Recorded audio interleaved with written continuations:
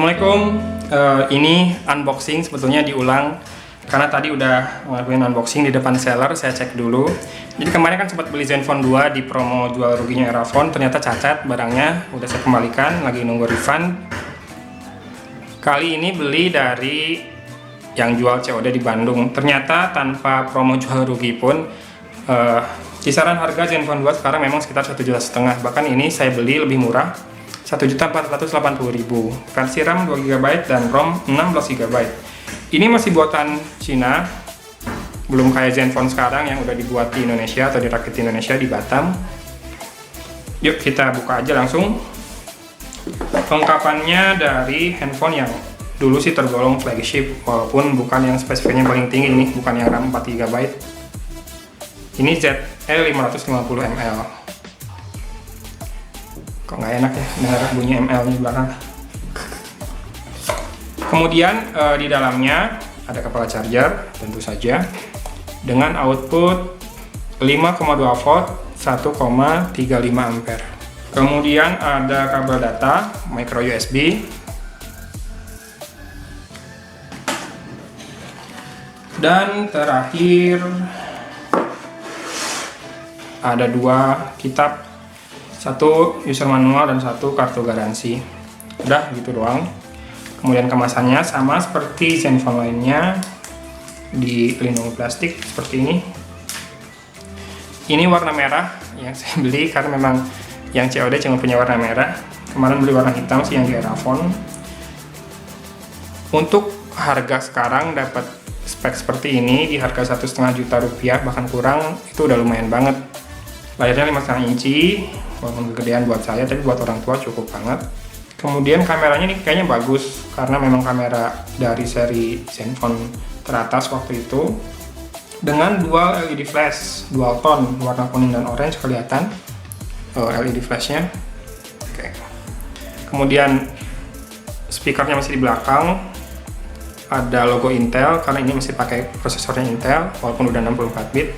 Ada noise cancellation microphone, kemudian ada tombol power dan jack audio 3 mm.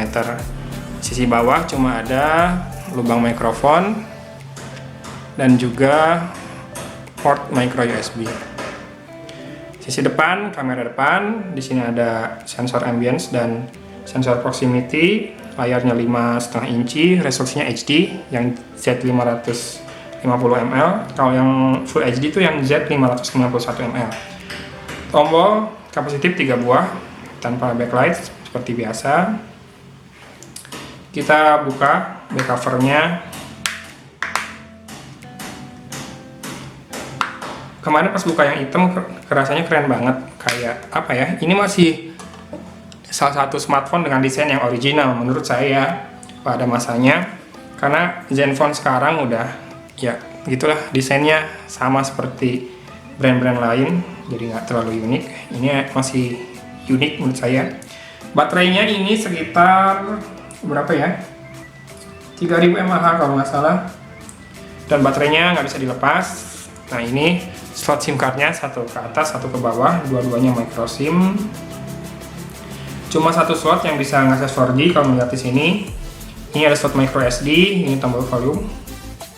Lagi-lagi kekurangannya ada pada tombol power yang ada di atas. Di yang layar 5 inci aja udah nggak enak, apalagi di layar yang 5,5 inci. Untuk mengakses tombol power harus ekstra usaha deh, akses ke atas. Kita coba nyalakan lagi. Oke, sudah masuk ke home screen dari Zen UI. Kita cek dari softwarenya. Kita cek softwarenya. Masih versi 5.0 Android Lollipop.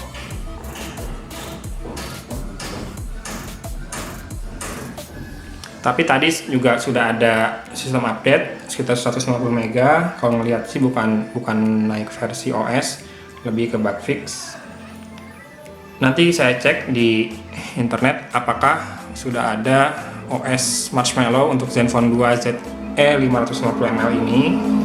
Kita coba kameranya saja, karena untuk ukuran flagship tahun lalu ini layarnya keren, kinclong banget, khas layar Asus. Tapi kalau feelsnya plastik banget. Saya punya pengalaman jelek sih dengan Asus Zenfone 2 laser yang jatuh nggak terlalu tinggi tapi penyoknya minta ampun.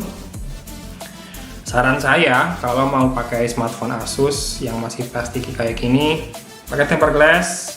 Kan ini layarnya nggak 2,5D, jadi tempered glassnya pasti terpasang sempurna, dan pakai casing minimal soft case yang ultra thin, itu udah keren, udah cukup.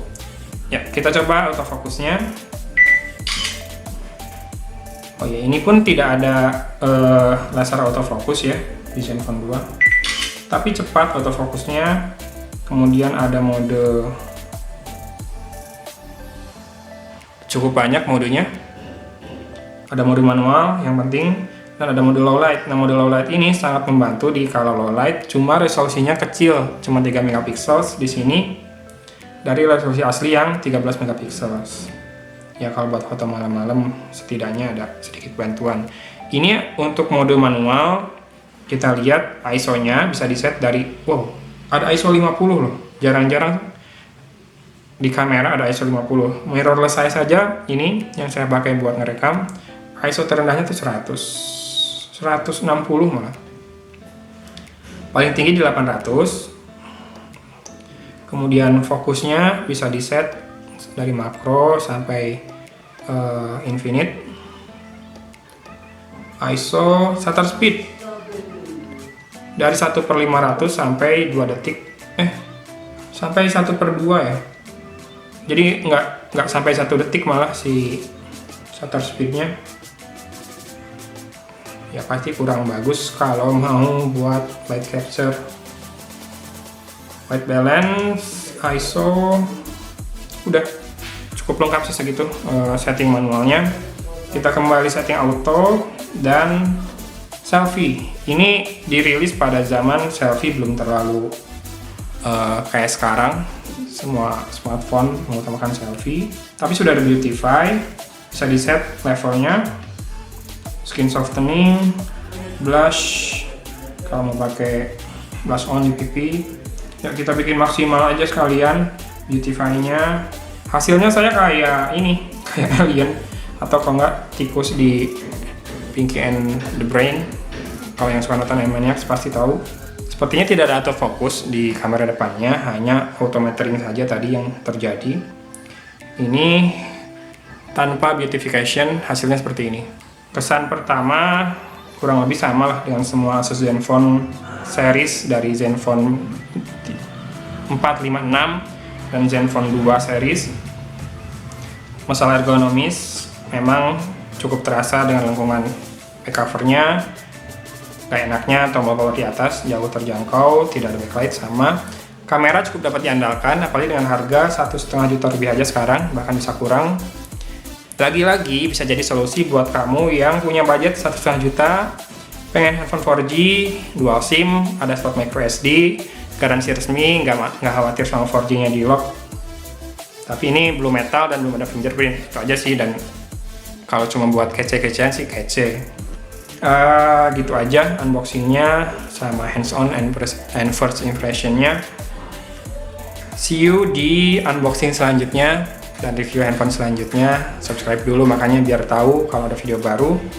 Saya pamit undur diri. Assalamualaikum warahmatullahi wabarakatuh.